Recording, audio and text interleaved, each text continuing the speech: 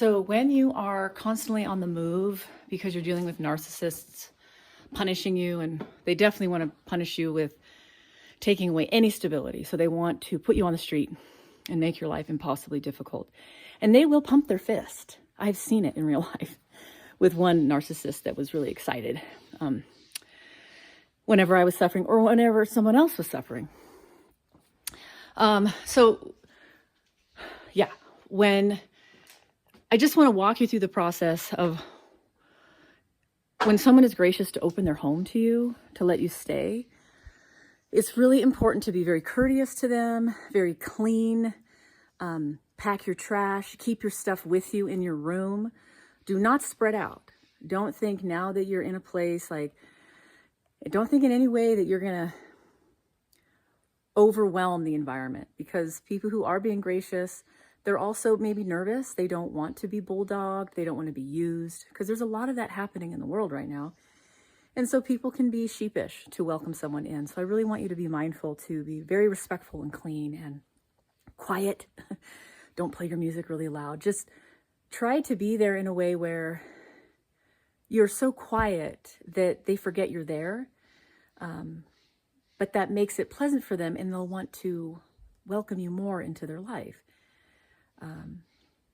So anyway, like the first thing for me, it's kind of muddy outside. So when I'm walking in the house, I'm putting this rag down. Okay. So these are like all the little tricks that you can learn.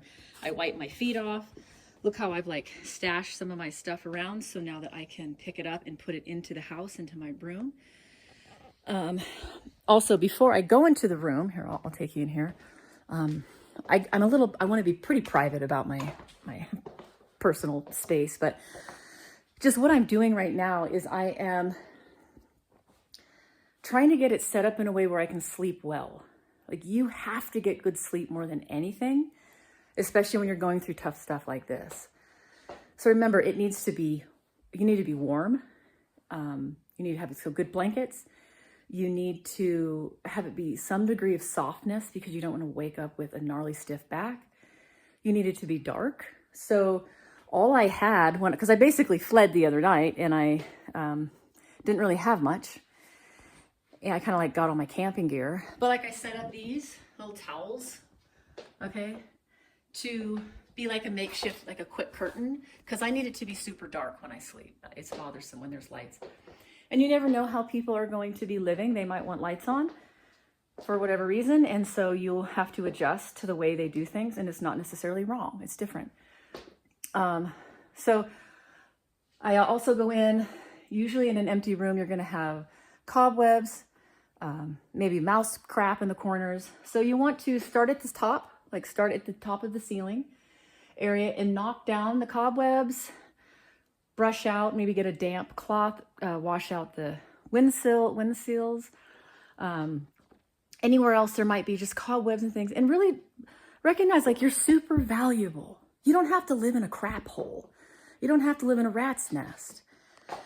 Learn to take time to make things nice for yourself and comfortable and safe and warm and cozy, because that is very important for your spirit, for your soul to feel home. And the reason I've been able to maintain my sanity all these years with all the changes of the new places I'm in, I always have the same stuff. I have my stuff, the stuff I love.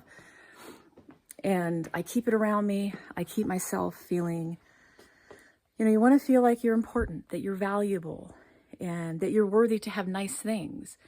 That if you work hard and you take care of them, you can have nice things. Okay. So, I'm just really mindful to get it set up in a way that's super functional. Even if you don't have a closet, you can get things like this, like this is a little thing that you can, it's like a coat rack, hang it on like a tree. I like to have tools with me in case I need, you need a screwdriver, a hammer, all the little things. Maybe you want to hang something up for the duration of your time. But just know, if you're having to get away from a gnarly narcissist, or like a church cult, or someone who broke a negotiation with you, someone who was really thinking they could manipulate and use you, it's really valuable if you can make your room an absolute sanctuary. Because I can tell you right now, This culture is so far gone in its narcissism and disrespect and selfishness and immaturity. People don't know how to think of other people and be courteous to other people. They're just so self-centered, and it's a miserable life to live like that. And it's miserable to be around.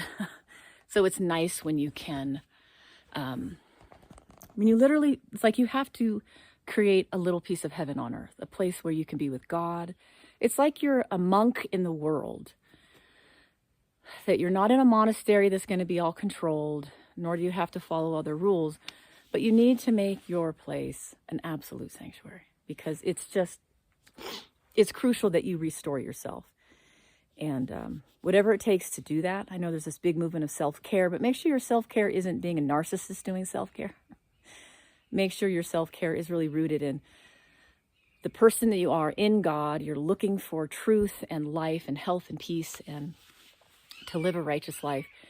And when you care for yourself in that place, you're going to be building up everything that's good and true and valuable and beautiful. Like, take time to make things pretty. You know, I see a lot of haste, and a lot of people live in kind of just a way that it's a sign of the times, of just everything's hasty and make profit. And because it takes a lot of time to be a craftsman and make things beautiful. And so, yeah, take the time to make yourself a little place. So I'm going to do that right now. I'm going to knock the cobwebs down. I'm going to take a wet cloth to the window seals, maybe the windows, and then I'm going to start putting up drapes because I need it dark. And I know that these things will help me stay warm, because I'm up in a very cold area near Yosemite, and it's going to get cold and cold and cold, and there is not heating down below. So I have to figure out ways to maintain the heat that's in the room and kind of almost insulate it myself. And you can also create a really rad canopy around your bed of wool blankets, kind of like when you see in those movies with people who live in castles. They have these really cool canopies drapes that are around the bed, and you close that in, because you can imagine they couldn't keep a castle warm, right? So they just made this little hut, like a fort of blankets, and so that's what I do oftentimes, because I'm always trying to regulate temperatures and be as economical and efficient as possible with energy. Okay, so I'm going to get to that, and I don't think I'm going to show you my personal space, but I'll just talk you through some of the things that I do. Okay, I'll talk with you soon. Bye-bye.